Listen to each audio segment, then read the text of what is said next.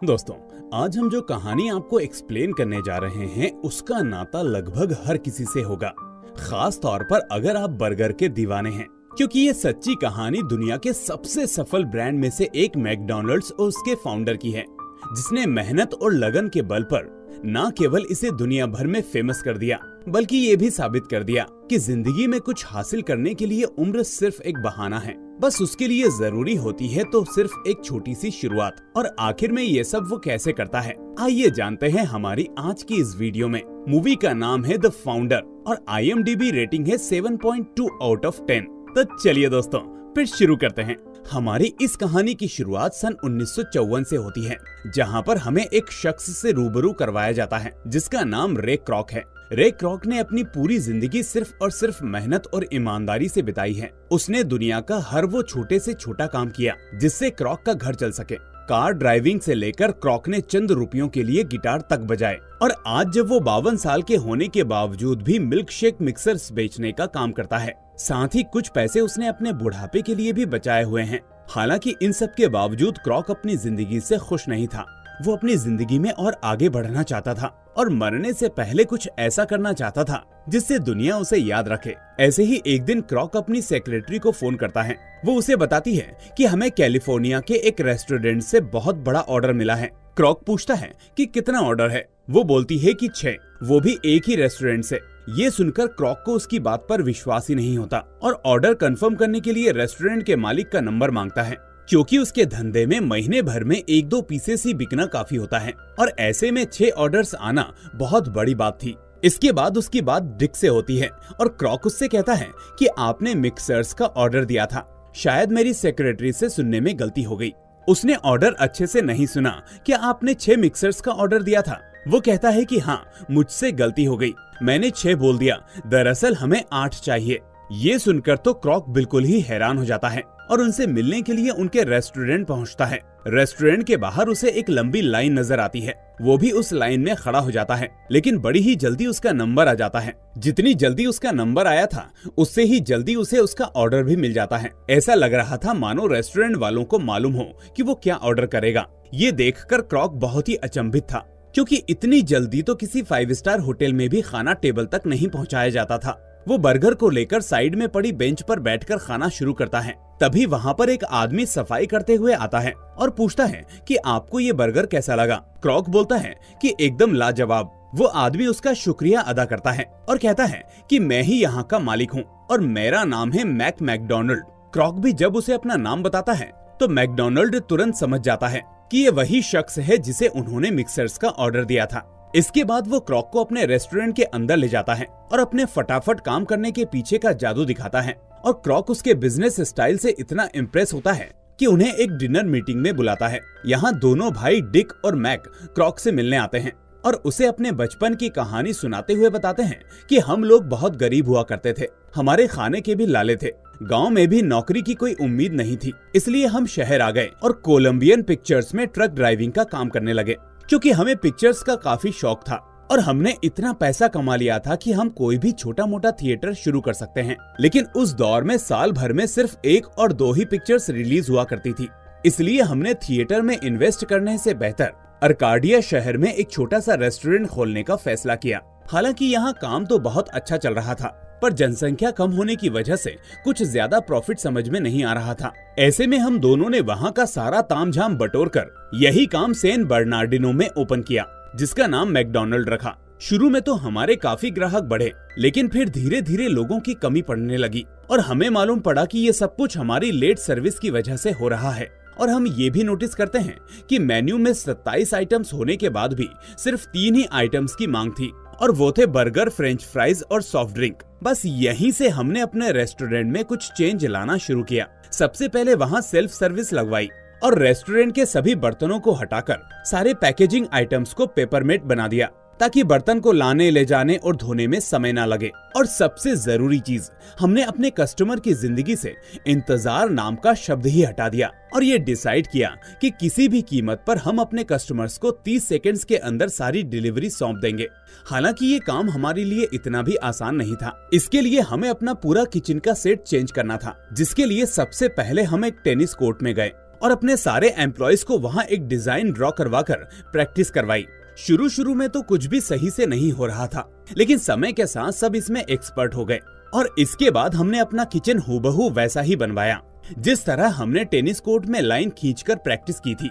हम सब काफी खुश थे क्योंकि हमारा दुनिया का सबसे तेज और सबसे जल्दी खाना डिलीवर करने वाला रेस्टोरेंट रेडी हो गया था। लेकिन हमारा ये पूरा प्लान तब फेल हो गया जब हमने इसकी ओपनिंग की। जी हाँ, रेस्टोरेंट के पहले ही दिन लोग अपनी गाड़ी दौड़ा कर जोर जोर से हॉर्न मारने लगे और जब हमने उनसे कहा कि यहाँ पर सेल्फ सर्विस है तो आधे से ज्यादा लोग तो ऐसे ही भाग गए और जिन लोगों ने फूड ऑर्डर भी किया उन्हें हमारी सर्विस से बिल्कुल भी सेटिस्फेक्शन नहीं मिला। शाम तक हमें समझ में आ गया था कि हमारा ये प्लान बिल्कुल बेकार है।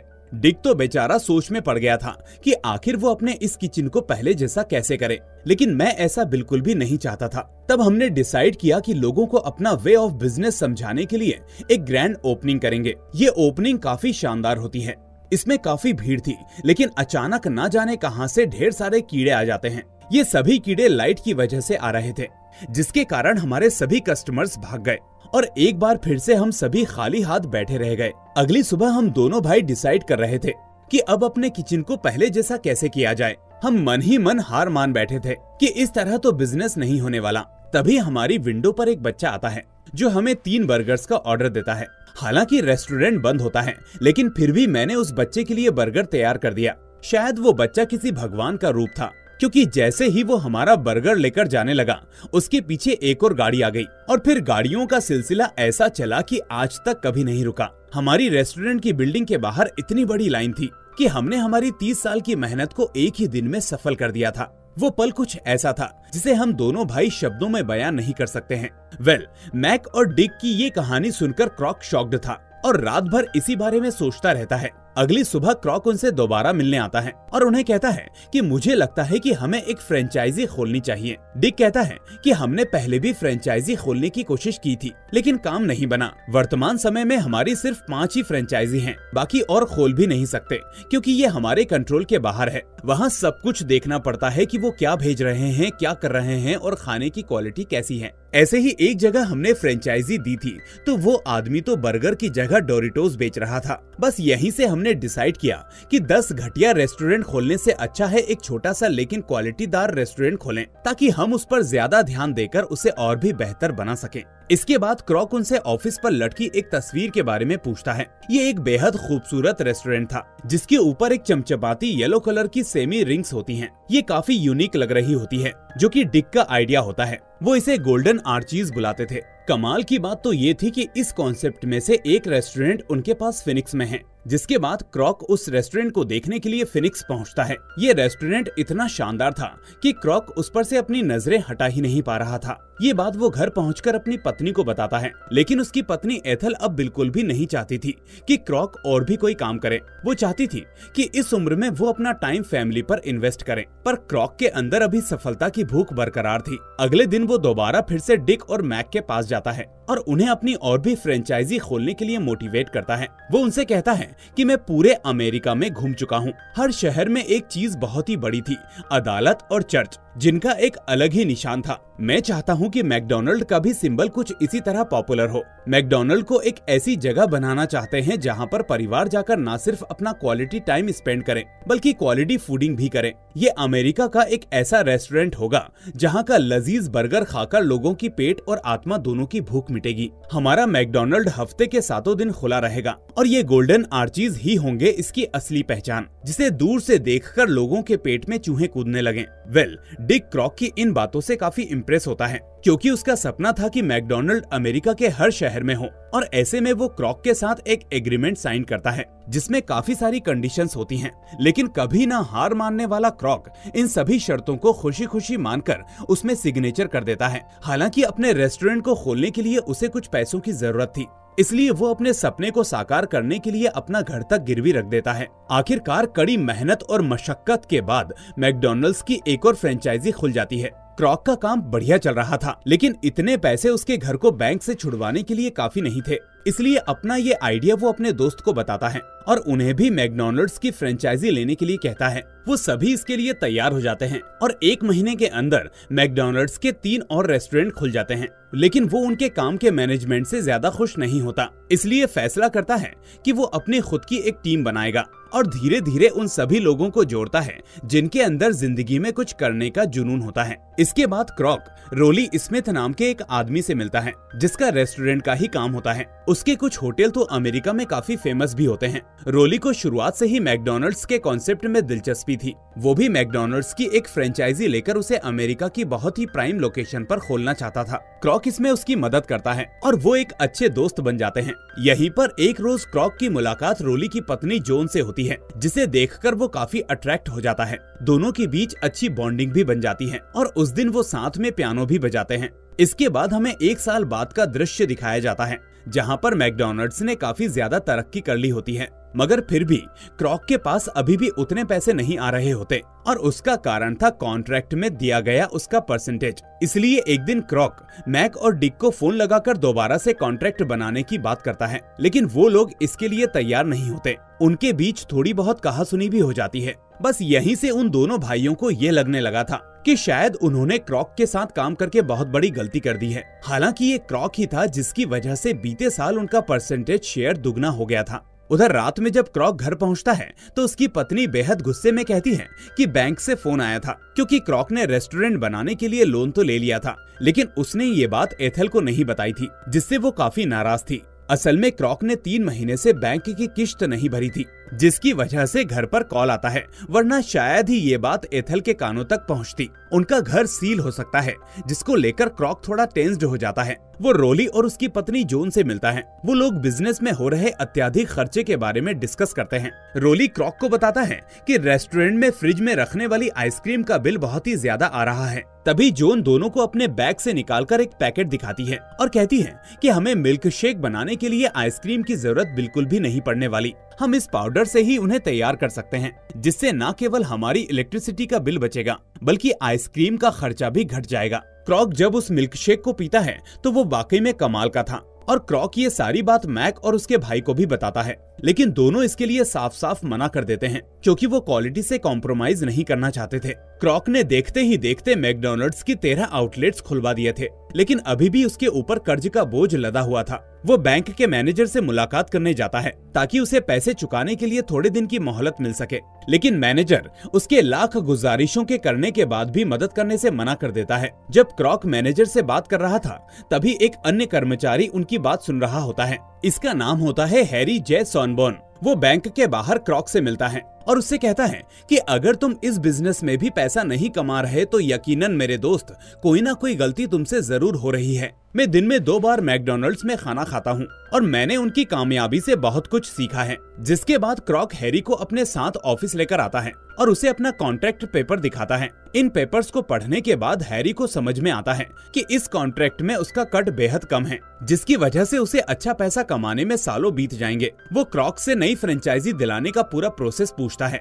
जिस पर क्रॉक उसे बताता है कि जिसे मैकडॉनल्ड्स की फ्रेंचाइजी चाहिए होती है उसे सबसे पहले रेस्टोरेंट के लिए एक जमीन खरीदनी पड़ती है। फिर हम उसे अपने काम का तरीका समझाते हैं और तब कहीं जाकर 20 साल का एग्रीमेंट लाइसेंस अप्रूव करते हैं। हैरी बोलता है कि ये तो काफी लंबा प्रोसेस है, इस तरह तो आप ज्यादा प्रॉफिट नहीं कमा सकते और मैकडॉनल्ड्स को कभी भी आगे लेकर नहीं जा सकते। मेरी माने तो वाकई में अगर आपको अच्छा खासा प्रॉफिट कमाना है तो सबसे पहले आपको जमीन खरीदनी पड़ेगी और फिर फ्रेंचाइजी लेने वाले को उसे किराए पर देनी चाहिए, जिससे वो वहाँ पर अपना आउटलेट बनाए। और जो किराया आपको मिलेगा उससे न केवल आप अपने बिजनेस को एक्सपेंड कर सकते हैं बल्कि और भी जमीन खरीद सकते हैं। ऐसे में अगर कोई भी पार्टनर क्वालिटी मेंटेन नहीं करता तो आप उसका लाइसेंस रद्द करके अपनी जमीन को वापस ले सकते हैं, जिसे बुरे समय में बेचकर अच्छा खासा पैसा भी कमाया जा सकता है। साथ ही साथ अगर आप इस तरह काम करेंगे तो न केवल बैंक बल्कि मैक और डिक भी आपके इशारों पर चलेंगे। इस पर क्रॉक कहता है कि अगर मैं ऐसा कुछ करूंगा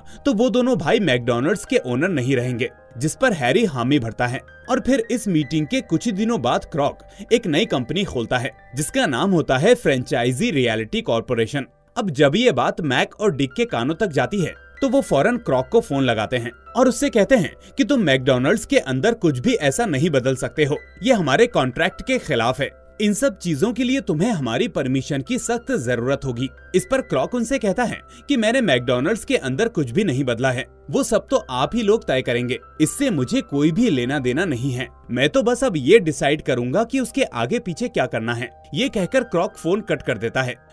बेहद ही कम समय में क्रॉक को अनगिनत फाइनेंसर्स के ऑफर्स भी आने लगते हैं और वो सभी के साथ मिलकर अपने काम को आगे बढ़ाता है। यहाँ तक कि वो अपने आउटलेट में वो पाउडर वाले मिल्क शेक को भी शुरू करता है। अब वो धीरे धीरे डिक और मैक की आंखों में चुभने लगता है। दोनों भाई उसे कहते हैं कि ये तुम बहुत गलत कर रहे हो, जिस पर क्रॉक उन्हें साफ साफ समझा देता है कि मैं अब तुम लोगों से और ऑर्डर्स नहीं लेने वाला। तुम दोनों भाई हरदम तरक्की के रास्ते पर आड़े आते हो। मेरी और तुम्हारी सोच में जमीन आसमान का फर्क है। और रही बात कॉन्ट्रैक्ट की, तो मुझे अगर जिंदगी में आगे बढ़ने से कोई 2 पन्ने का कागज रोक रहा है तो मैं उसे कॉन्ट्रैक्ट कभी भी नहीं समझूंगा।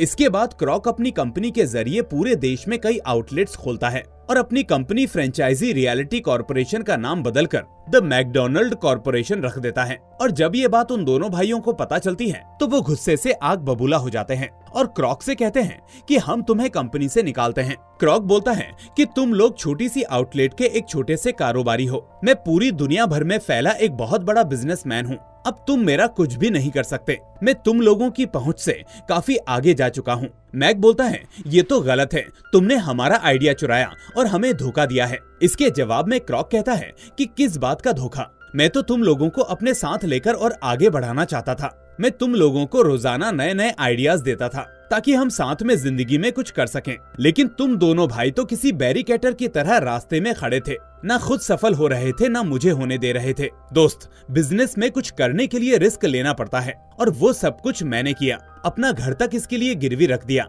मगर तुम दोनों भाइयों को इससे कुछ भी फर्क नहीं पड़ता है। मैक बोलता है कि मैं तुम्हें कोर्ट में घसीटूंगा। क्रॉक कहता है मैं 17 राज्यों में सैकड़ों मैकडॉनल्ड्स की फ्रेंचाइजी का मालिक हूँ, तुम मेरा कुछ भी नहीं बिगाड़ पाओगे। ये सुनकर मैक को अटैक आ जाता है और वो अस्पताल में एडमिट हो जाता है। यहाँ क्रॉक मैक से मिलने आता है और बहुत ही विनम्रता से उसे एक ब्लैंक चेक देता है, जिसे देखकर मैक पूछता है कि तुम क्या खरीदना चाहते हो। क्रॉक कहता है इस पर हम आराम से बैठकर बात करेंगे, पहले तुम सही हो जाओ। और फिर कुछ दिन बाद जब मैक सही होता है तो दोनों भाई मिलकर उससे एक मीटिंग करते हैं, जहाँ डिक क्रॉक को बोलता है कि हमें $2.7 मिलियन चाहिए, साथ ही साथ कंपनी के प्रॉफिट का 1% और सैन बर्नार्डिनो में मौजूद अपने सबसे पहले रेस्टोरेंट की ओनरशिप चाहिए। क्रॉक को पहले ये सब बहुत ही ज्यादा लगता है, लेकिन बाद में वो उनकी सारी शर्तों पर हामी भर देता है। लेकिन वो कहता है कि 1% जो तुम्हें प्रॉफिट चाहिए वो मैं तुम लोगों को लिखित में नहीं दे सकता, क्योंकि मेरे जो इन्वेस्टर्स हैं वो इसके लिए कभी भी हाँ नहीं बोलेंगे, पर मैं ये वादा करता हूँ कि तुम्हें तुम्हारा 1% समय समय पर मिलता रहेगा। अब मैक और डिक उसकी ये बात मान लेते हैं और ये सौदा कामयाब होता है। सभी काफी खुश होते हैं और यहाँ पर डिक क्रॉक से बोलता है कि जब तुम मेरे रेस्टोरेंट में पहली बार आए थे तभी हम लोगों ने तुम्हें अपने काम करने का सारा तरीका बता दिया था, फिर भी तुमने अपना खुद का काम स्टार्ट क्यों नहीं किया। जिसके जवाब में क्रॉक उससे कहता है कि दरअसल मुझे ये सफलता इस रेस्टोरेंट के बिजनेस से नहीं मिली, मुझे सफलता मिली मैकडॉनल्ड्स के नाम से, क्योंकि अमेरिका में इस नाम के सरनेम सबसे ज्यादा हैं, जिसके कारण ये नाम ना सिर्फ हमारे लोगों के बीच फेमस हो गया बल्कि वो अमेरिका को भी रिप्रेजेंट कर रहा है, और यही मेरी सक्सेस का सबसे बड़ा मंत्र है। भले तुम लोगों के पीछे मैकडॉनल्ड्स का नाम है, लेकिन अब मैकडॉनल्ड्स पूरा का पूरा मेरा है। जिसके बाद वो दोनों भाई मैकडॉनल्ड्स के टाइटल से दूर हो जाते हैं और जिस नाम को उन्होंने एक आइडिया बनाया था उसे क्रॉक ने न केवल अपना बना लिया था बल्कि पूरी दुनिया में फेमस कर दिया था, और समय के साथ उसका सालाना टर्नओवर हजारों करोड़ का होता है। एक मामूली सेल्समैन अब दुनिया के अरबपति लोगों में शुमार हो गया था। साथ ही साथ उसने जोन से शादी भी कर ली थी। वो कहानी के अंत में अपनी तारीफ के पुल बुनते हुए दुनिया को ये बताता है कि अगर जिंदगी में कुछ करने की चीज हो तो सब कुछ मुमकिन है। वहीं हमें ये भी मालूम पड़ता है कि इन दोनों भाइयों को क्रॉक ने तय किए गए 1% का हिस्सा कभी भी नहीं दिया, जो सालाना कम से कम $1 मिलियन बनता था। और कुछ इस तरह 1954 में शुरू हुई ये सच्ची कहानी 1970 में आकर खत्म हो जाती है। तो दोस्तों, आज के लिए बस इतना ही। अगर आपको ये वीडियो पसंद आई हो तो इसे लाइक करके ज्यादा से ज्यादा शेयर करना ना भूलें, और अगर चैनल पर नए हैं तो इसे सब्सक्राइब करके नोटिफिकेशन बेल को भी दबा दें। अब मैं मिलूंगा आपसे अगली ऐसी ही शानदार मूवी के साथ। टिल देन अपना ख्याल रखिए एंड थैंक्स फॉर वॉचिंग।